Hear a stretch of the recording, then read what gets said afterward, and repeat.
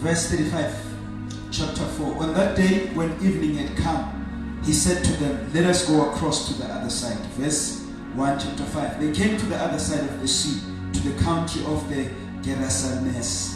And when Jesus had stepped out of the boat, immediately there was a man with an unclean spirit. He lived among the tombs, and no one could bind him anymore, not even with a chain, for he had often been bound with shackles and chains. But he wrenched the chains apart, and he broke the shackles in pieces. No one had the strength to subdue him. Night and day among the tombs and on the mountains he was always crying out and cutting himself with stones. And when he saw Jesus from afar, he ran and fell down before him, and crying out with a loud voice, he said, what have you to do with me, Jesus, Son of the Most High God? I adjure you by God, do not torment me. For he was saying to him, come out of the man, you unclean spirit. Father, we thank you for your word. Linamandla libusisiwe. Nangalo uNkulunkulu wethu namandla sisize entambama in the name of Jesus Christ. And the church said amen. In less than 20 minutes that I have, I hope ukuthi ngizobe senihambile kabadlwana. Jesus calms the storm. Scripture lesi very usual. Sijwayeleke kakhulu. Iscripture sokuthi uJesu uthulisa isivunguvungu.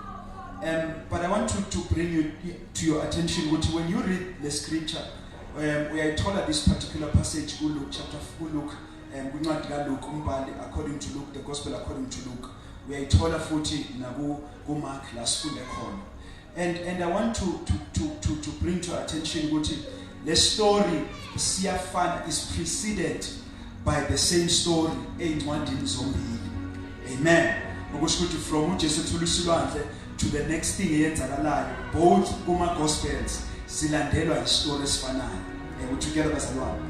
This then suggests ukuthi there is a link between the story sisifundile nalesi story esilandelayo. Are we together bazalwane? When we read the Bible, little izwi sekuhlwile okusho ukuthi sekuntambama after Jesus had a very long day preaching to it too.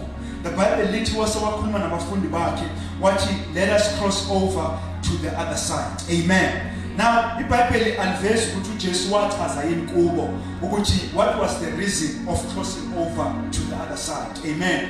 Akavezi uJesu ukuthi siyini izathu sokuthi kwakufanele kuwelelwe ngaphesheya. Amen. But the Bible then speaks of the storm. Izwi liveza isivunguvungu esaqala bese phakathi nohambo lwabo. Amen.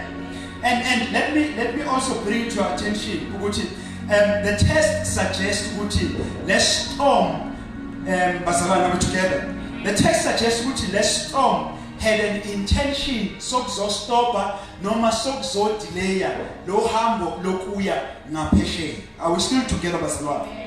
Now you first if we don't connect the link between lama events amabili, which is ukuya ngaphesheya nale story esiza ngale ngaphesheya, amen, we might spend a lot of energy, we might spend a lot of time focusing on the minor that we miss the major. Are we together, bazalwane? In fact, I want to believe, I think I've said this in fact we have elevated the event storm. In fact, we have elevated indaba yestorm and we have made it the major theme yale scripture. So ukuthi uJesu wathulisa isivunguvungu. Amen.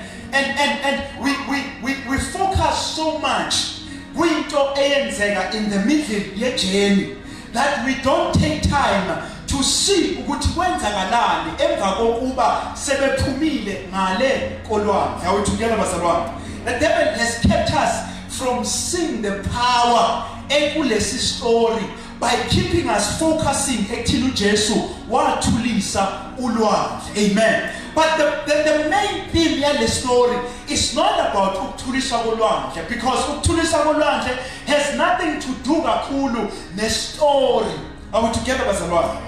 Okay, I would like to suggest to you again ukuthi the calming of the storm, ukuthuliswa kwesivunguvungu, meant ukuthi there was something important ngale kwesivunguvungu. Are we together, bazalwane? What was on the other side was far bigger than what was on the sea. Are we together, bazalwane? But the devil has kept us kule event here in the sea that we failed to see what was on the other side of the sea. Nisahamba nami bazalwane. I have 20 minutes ngempela, so ngicela ukuthi ningisize ukuze ngiqede lento engifuna ukuyisho. Amen. There was something on the other side that needed attention kaJesu. Amen. That the devil was trying to stop. Kunento eyenza uJesu ukuthi athi asiwelele ngaphesheya, that needed his attention, that the devil was also trying to stop. Amen. Because when the power is about to meet the problem, a storm is about to take place. Amen. Hallelujah. I don't know why now I know. Whenever you are nearing a breakthrough, because whenever the power of God is about to meet you at the point of your need, the devil ups his game as well. And ngena explain something. There's something that we miss. We interpretation of scripture. The scripture city when the devil comes in like a flood. In fact, that is how we interpret it. Tina, when the devil comes in like a flood. Amen. But interpreters are go after a flood. And it changed the whole message for us. Because in the original text, there are no commas and full stop. Because Hebrew does not have that. Amen. And lento iniku sathana amandla that we forget amandla kaNkulunkulu. The original interpretation is when the devil comes in. Amen. That's where the full stop was supposed to be. They say it like a flood. God raises the standard. Amen. It is God who comes like a flood and just elevates us. And it makes sense now. Because how do you elevate? He elevates us by a flood. When the devil comes in, God uses that thing to elevate you. Are we together, bazalwane? Now, if there's one thing I know about uNkulunkulu, there is nothing for no reason where God is concerned. Amen. No storm, no pain is without purpose uNkulunkulu. And let me tell you, don't end up in a stormy season that you never get to experience what God has on the other side. And our preaching suggests see abantu who like to focus on storms. We've preached into a storm so much. Simise imvuselelo yonke sizokhuluma into ye-storm because sinabantu abathandayo ukugxila kwi-storm. And we miss the opportunity yokwazi ukuthi yini ngale kwe-storm. Amen. Because most of the time God is not in the storm, bazalwane. Wawafika ku-Elijah eyifihlile. Amen. There was earthquake, there was shaking, but in all of that God was not there. Amen. Number two, and even in that storm, God was not there. Amen. Because today we always think Unkulunkulu is in the storm, and God is waiting for you on the other side. And let me tell you, it is not God who moves you out of the storm, but He's giving you a word and He's waiting on the other side. You do not need God in the storm, but you need to hold on to His word. That's why because I said we are going to the other side. That's all you need to know, bazalwane. Unkulunkulu is taking you to Vision 2027. That's all you need to know. Unkulunkulu is taking you somewhere empilweni yakho. That's all you need to know. Amen. And go through our storms. Amen. Are we together, bazalwane? Don't focus on our storms on people. You will not see Unkulunkulu on the other side. I see Shumael led to a storm, but let us get to the other side because the point was not the storm. Amen. Many of us are discouraged and we eventually even give up in the middle of the storm and never get to see what is on the other side of your storm. See what is on the other side of your storm, bazalwane. Amen. Whatever it means, Fight if you have to fight, but make sure you are in the middle of the storm, because God is always on the other side. Amen. No,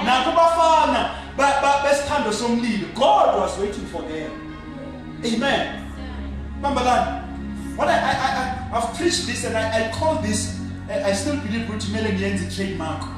Mark chapter 4 is really normal. The thing here come, storm. It's really, there is a story behind that story, it's a storm. And make sure that you get to the real story. Are we together? Amen. I think I'm a Jerry training man, and that we miss the bigger picture. Let me keep us 15 minutes. When they came to the other side, it is called so that we can get there. When they came to the other side, in fact, the God will stop at nothing to save what He has put in you. Amen. Will stop at nothing to save what He has put in you. Amen. God wants what He has put going. God wants what He has put going. Are we together, Barcelona? The probability when they stepped in on the other side, I'm focusing on the story because that's the story in Kumamasu. When they stepped out on the other side, the probability you just there was a man.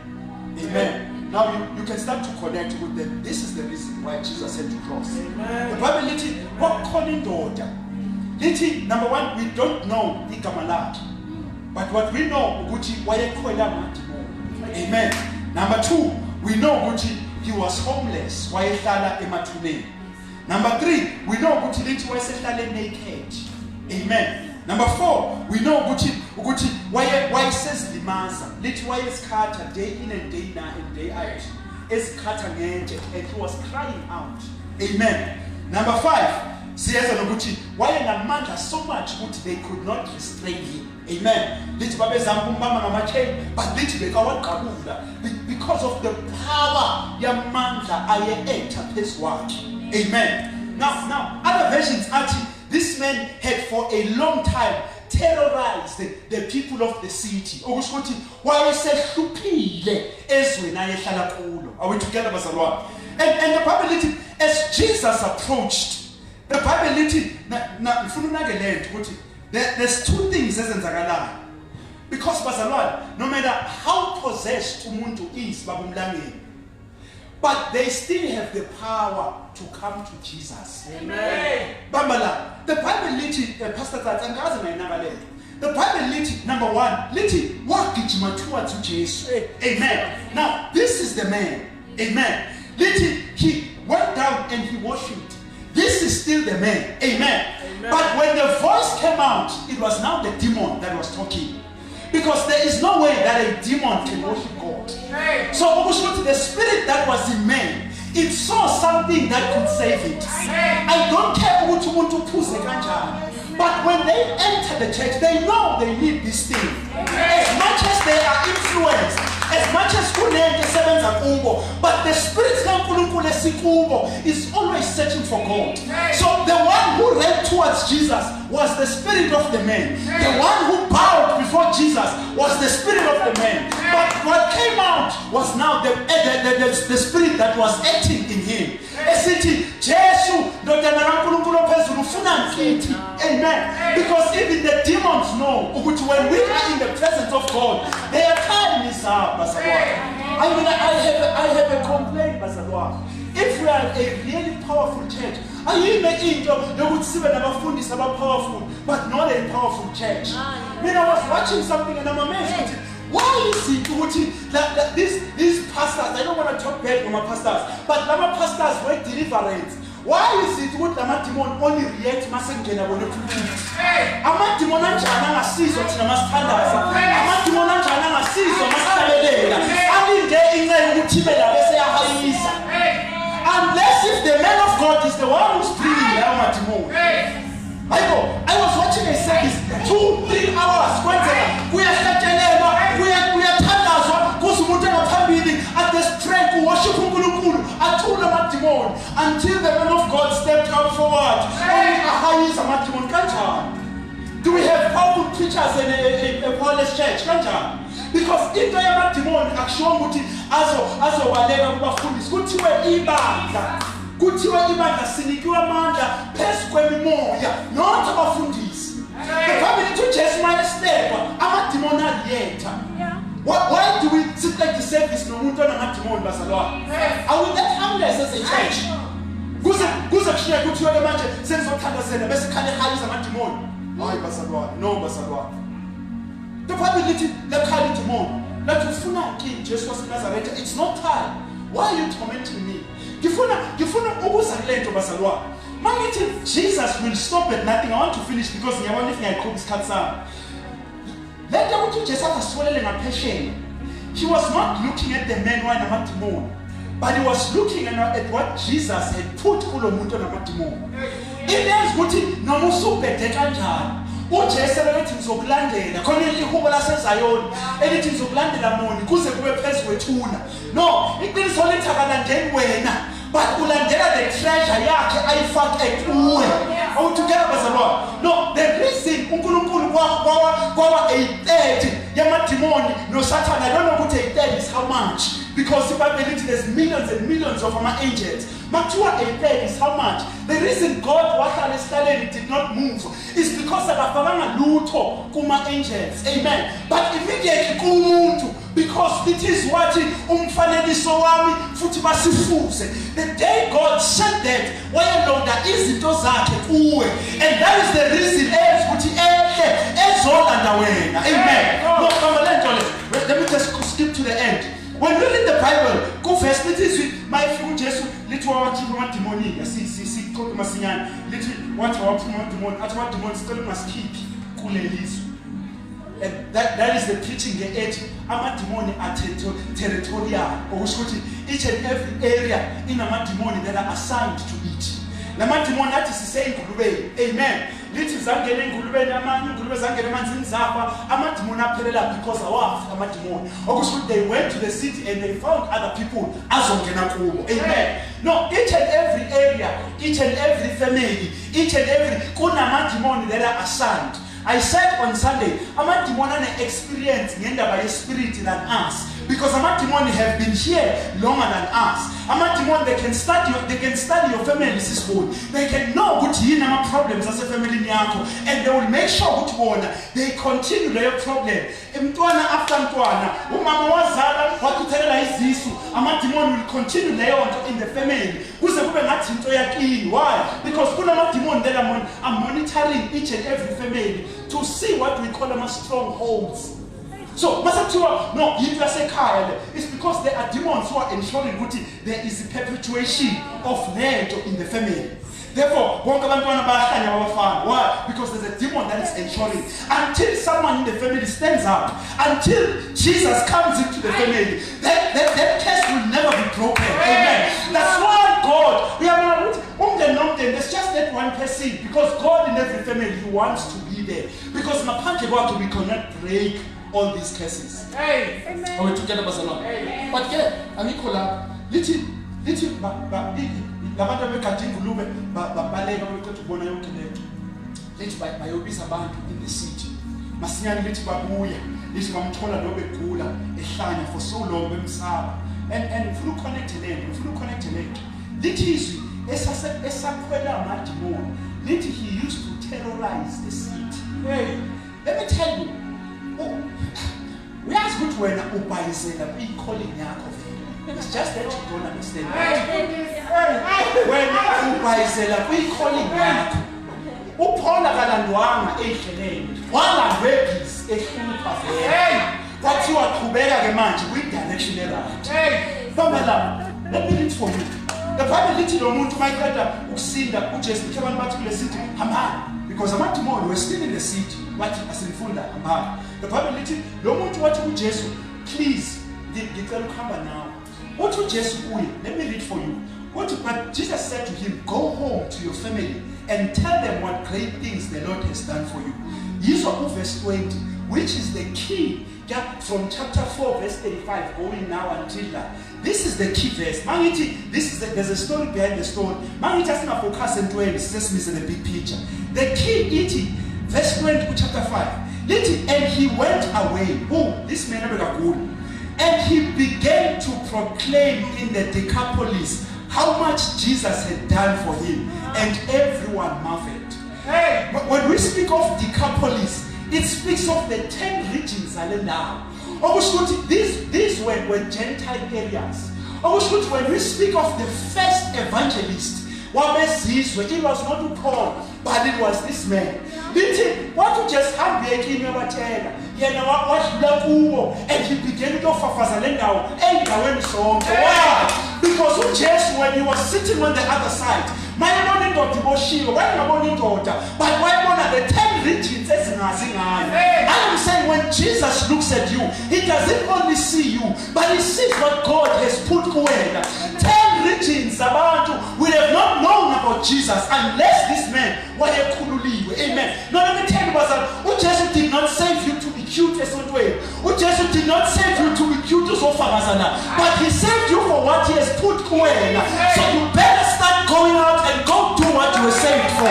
This man was not saved. I did not call you to be in the 12, but there's something that you have to do. Everywhere. But the thing, what was in the man, I have something I have to do, which is to go out to the 10 regions. You know, when you meet Jesus, the calling or the thing that is in him, it begins to burst out. Some of us, we are suppressing what God says you must do. Some of us, we are staying away from what God has saved us for. We think we are saved only. We think we are saved from a Sunday service and our prayer meetings, but we are saved to go out and do what God has called us for. You are not saved. Those are results of doing the will of God. And Jesus was clear. If you focus on the William and my kingdom, all these other things will be added unto you. The problem we are stressed is because we are trying to add this into. But Jesus focus on what I called you for, and I will add these things. Jesus. Let us pray. It's 3 minutes. 2.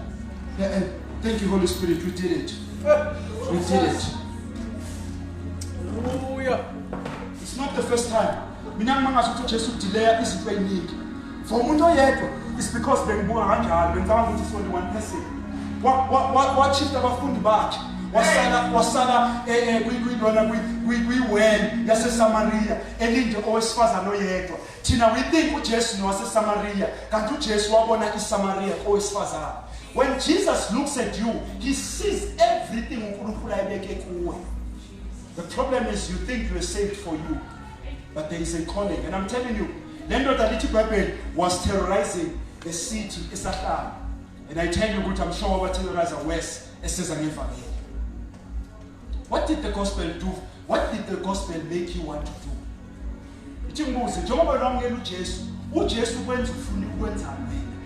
Or you are just okay because I saw you in party, Maktuanigelo complain, Ubiele cow, keep on the nine, Ubiele Kai, and go back and say, as long as man for 2 hours, so is to win. Isul is not a reward. Isul is a car. You don't call Kaya a reward. You go home because it's your home. Are we together, Mr. Rob? So let's tell us. But I want to make sure which Jesus risked in Bilabafund, which Jesus risked Ulwandle, which was angry, which was trying to prevent him. But because he knew what was on the other side was far greater, he went to the other side. Now, baningi abantu ayibazana singimtheleni mina ngisho ukuthi kube ngahlala emsebenzini nami sisibone ngabe sengishayela phezulu because we government when the COVID back on or not umholo uyakhuphuka. Amen. uNkulunkulu wasikhipha for you, not for when you be saved and look cute, not for my high heels, but for you to go and do something. Baningi abantu who gave up a lot of things uNkulunkulu ebalanda, they risked comfort yabantwana babo. Abantwana babo can't even go to ikolo ephezulu because church is not, there's no salary I get here and I'm not working. There's places nami ngifisa abantwana bami ngabakhona but I can't. But was it so that kube nje nabazana bathi kusindisiwe ngoba uJesu ukuthi wamlanda esonweni kuphelele lapho? Let us close our eyes.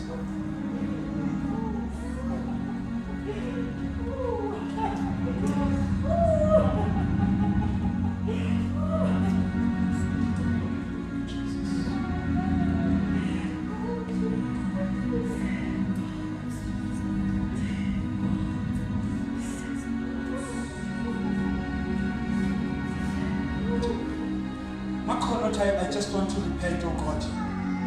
I've been selfish in salvation. The focus has been me only.